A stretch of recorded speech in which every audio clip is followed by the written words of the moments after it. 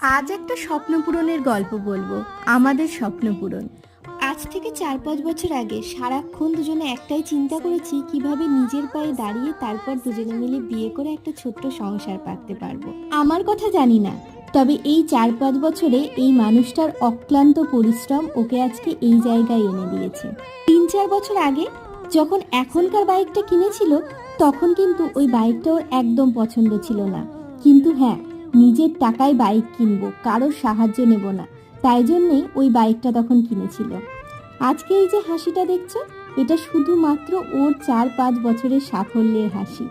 জানি বাইকটা এখন দরকার ছিল না, হয়তো একটু অপচয়ই বটে, তাও মন থেকে ভীষণ আনন্দ হচ্ছে, বিশ্বাস করো। কারণ এই স্বপ্নগুলো কোনোদিন পূরণ করতে পারবো আমরা ভাবিনি। ভগবানের আশীর্বাদ, মা বাবার আশীর্বাদ না থাকলে আজকে আমরা এখানে পৌঁছতে পারতাম না। বাইক পছন্দ হওয়ার খুশিতে শর্ট টোস্ট আর চা খেয়ে বাড়ি ফিরে